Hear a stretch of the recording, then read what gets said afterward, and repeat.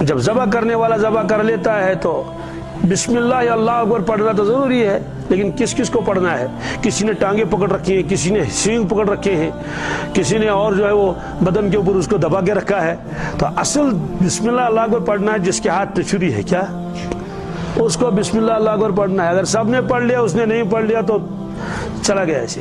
لیکن کبھی ایسا بھی ہوتا ہے برکت کے لیے آدمی اسی چھری چلانے والے کے ہاتھ کے اوپر ہاتھ رکھتا ہے اور بوجھ ڈالتا ہے، تو دونوں کے اوپر بسم اللہ اللہ اکبر تکبیر پڑھنا کیا ہے؟ واجب ہے۔ اگر ایک نے نہیں پڑھا تو یہ مشکوک ہو جائے گا، اس لیے کہ پتہ نہیں کس کی طاقت سے یہ ذبح ہو گیا۔ آخری مسئلہ ہے تول کر گوشت لینا، کیا یہ بہت اہم مسئلہ ہے۔ تول کر گوشت لینے کا مطلب کیا ہے؟ جیسے ہم شادیوں میں لیتے ہیں، بھائی 4 بھیڑ لاؤ، ذبح کر لیا، بھائی اب گوشت تولو، کتنا گوشت، اتنا گوشت آیا، چلو اتنے پیسے لے لو۔ لیکن جب قربانی کرنی ہو، قربانی کے جانور کے لیے مالک بننا پہلے ضروری ہے۔ اس لیے فرمایا کہ اتنے بال اس کے اوپر ہوں تو اتنا ثواب اس کو ملے گا، ہاتھ پھیرو اس کے اوپر تو ہاتھ کے نیچے جتنے بال آئے گے اتنا ثواب ملے گا۔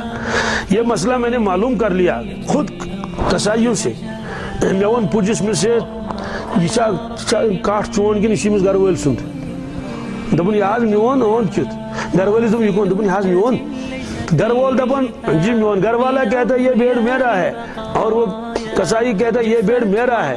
میں نے کہا فیصلہ کون کرے گا؟ اب دلیل دونوں نے دے دی۔ اس نے کہا ناز میون کا ڈر چوکر انو ہوئے، انہوں نے کہا بوزز اب کرنی کاٹ زبا اگر اس ماز خراب درا دپس نکھا اگر اس کا گوشت اندر سے خراب نکلا اس سے پوچھو لے جاؤ گے تم ہے بکیاج رٹس، ہاں بکیاج رٹس میں کیوں لے لوں گا؟ جب خراب نکلے گا تو میں نہیں لوں گا۔ اس کا مطلب تو یہ ہوا کہ وہ بھیڑ اس کا آدمی کا ہے ہی نہیں، گھر والے کا، وہ تو اس کا ہے جو کسائی لایا ہے، وہ خود کہتا ہے آپ واپس کریں۔ تو معلوم یہ ہوا کہ جانور کا وہ مالک بن ہی نہیں گیا۔ اس لیے ضروری ہے کہ جانور کو تول سکتے ہیں زندہ، تو آج تو ٹرکیں بھی تولی جاتی ہیں، کیا مشکل ہے؟ تو اس طرح سے آپ کبھی بھی قربانی نہ کریں، جانور لایا اس کو ذبح کر لیا اور پھر اس کو گوشت کو تول رہا ہے اور اس کے پیسے دے رہا ہے، تو مجھے بتائیے پھر کھال کو کیسے تولے گا، ہے نا؟ اور پھر پائے کو کیسے تولے گا اور کیا ریٹ لگائے گا اس میں؟ اس لیے بھائی پہلے جانور کا مالک بن جاؤ پھر اس کے بعد وہ کر لو۔ آخری مسئلہ ہے کہ گوشت کے بارے میں چیٹی تھکوا، کیا جی آپ اس کو کبابیں بھی بنا سکتے ہیں اور رشتے بھی بنا سکتے ہیں اور کاٹ بھی سکتے ہیں، آش پازی سے بھی کاٹ سکتے ہیں اور کسی چاون دستے سے بھی کاٹ سکتے ہیں، یعنی مازے کو چیٹتے اور تلتے ہکو اور بزتے ہکو، اس میں کوئی وہ نہیں ہے، پابندی نہیں ہے۔ ہڈیوں کا حکم یہ ہے، چھوٹی چھوٹی ہڈیاں تو کھا لیں گے جانور وغیرہ اور کتے، اور بڑی ہڈیوں کا حکم یہی ہے کہ بہتر تو ہے کہ ان کو دفن کر لیا جائے۔ کیا کر لیا جائے؟ دفن کر لیا جائے جی۔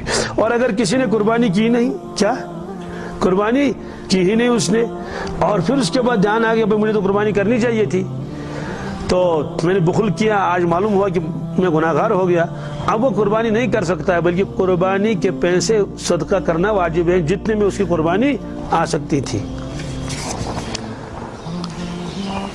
اسی قربانی کی قضا یہی ہے۔ ان 3 دن میں تو قربانی ہی کرنی پڑے گی، لیکن جب یہ 3 چلے گئے اس کے بعد وہ قربانی کرنا چاہے تو قربانی معتبر نہیں، بلکہ اس کے بعد قربانی کی رقم صدقہ کرنی پڑے گی۔ جیسے 20,000 روپے میں اس کا جانور آتا تھا، وہ 20,000 روپے اس کو صدقہ کرنا پڑے گا، یہ گویا کہ قربانی کی قیمت ہے۔ اب قربانی کے دن تو چلے گئے، اور ایک کوتاہی ہوتی ہے ہمارے گھروں میں، کیا ہوتا ہے گزشتہ سال ایک کے نام قربانی کرتے، اس سال دوسرے کے نام، تو پر اس کو چوٹی کرو معاش۔ تو ظاہر سی بات ہے جس شخص کے اوپر قربانی واجب ہے ہر سال اس پر واجب ہے، ہر سال اس کو قربانی کرنی پڑے گی۔ یہ نہیں چلے گا کہ بھائی ایک سال تو ایک کے نام پر قربانی کی، دوسرے سال دوسرے قربانی کی۔ اس میں اور بھی بہت سارے مسائل ہیں۔ آج تو موبائل ہے الحمدللہ، تو موبائل پر آپ مسائل پوچھ سکتے ہیں۔ میں نے مسائل جان بوجھ کر کچھ ترک کر لیے، اور کسی وقت ان کی انشاءاللہ تشریح آئے گی۔